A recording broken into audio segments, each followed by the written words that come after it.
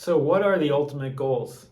I think in my life, depression has given me a very interesting opportunity to come to perspectives I never would have had before.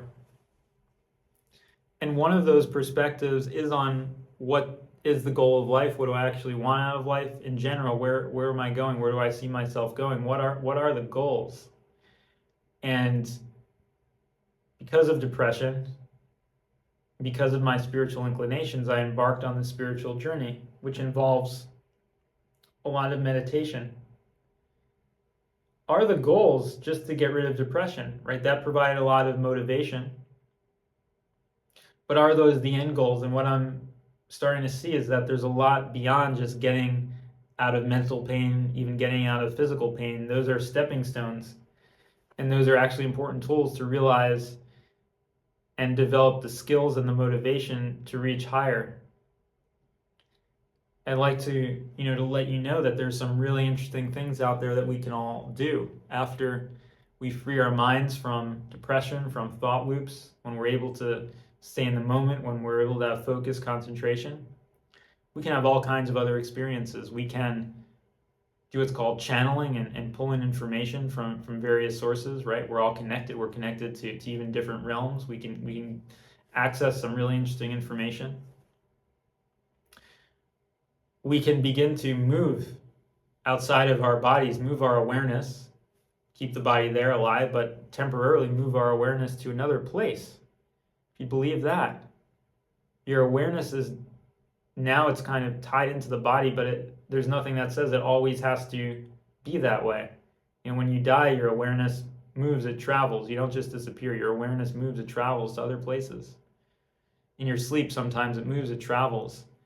And if you have enough concentration and awareness, you could consciously control that, even in the waking state, be able to remember that, be able to shift out of your body, explore different places, and come back. That's something that I would find particularly interesting.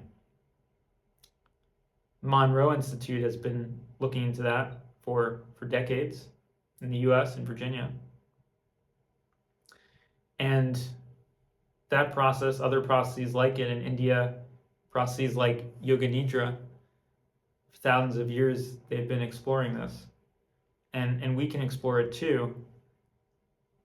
We've had the depression, perhaps so we could come into these realizations that there's so much more beyond, and to give us the motivation to start doing these activities. The same activities and processes that we're using to fight depression are going to build the attention and awareness and the drive to do these much more interested and expanded things later on. And that's more than a silver lining to this cloud. It's a transformative benefit, because we could have been in our lives, maybe if we were normal, not depressed, we could have just gone about our lives, had families, and just done all these normal things, jobs, and never had any inclination that something like meditation, something like gaining control of our minds would be interesting. We might never have the thought to engage in a spiritual process. And I don't even like to call it a spiritual process, because that makes it seem, like there's some hocus pocus. You can't really define what's spiritual. We can define what we're doing is we're gaining control of our awareness and our concentration, and we're being able to expand what we're aware of, focus what we want to focus on, and do all kinds of different things that are accessible. It's our birthright to do them. We have the capability to do them. It's now it's hard to do them, in these human bodies with the human emotions and with things like depression there. It's very hard, but now that we have enough motivation, enough lift, and now the tools to get rid of the depression, these same tools, if we keep using them, keep persisting, and build further past the point where we can just remove our depression, and to the point where we even more refine that concentration. We're already going to be a large part of the way there after we get rid of this depression, I'll tell you that. And if we keep persisting past that point, which I'm doing, I've lifted off a lot of the depression, and I still have even more motivation to go further and explore more. It's going to be really interesting for us. And we might actually look back And we might actually, as ironic as it sounds now, start to even look back and realize that that depression was a blessing, because it guided me on this whole path to investigate all these meditation methods, or eventually find some that worked for me, and led me to a place where I can start to share with others, help others. I wouldn't have been able to do any of this if it wasn't for the depression and all those horrible moments. And it's hard to rationalize that years, decades spent in all those thought loops and agony, that there is any rationale for that. But as I look back, as hard as it may be to see, it's actually an incredible blessing, because it allowed me to go down a road and explore so many things that I never would have thought to do, right?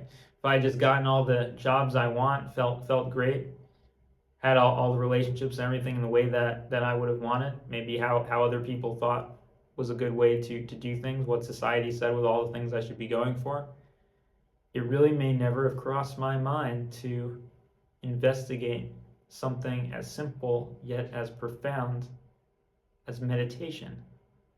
And that's opened a lot of doors and really sparked my interest. And now, because I've had to spend so much time doing it to get rid of depression, I just begin to see how it can be so transformative, and how I can help other people, how I can now help people heal with a little tiny bit of attention that I've developed in this time. So it's time to stop seeing depression as a curse and start to see it as a gift. But we just have to realize where it's pointing. And it's pointing toward a path of growth, expansion, of redefining our priorities, becoming less self-centered, more self-aware, and realizing the potential, the incredible potential that we have to help others, to explore, that comes with gaining control of the mind. So to fight depression, we have to gain control of the mind. And the things that we can do with that control over the mind, there's no end to them. They're incredible.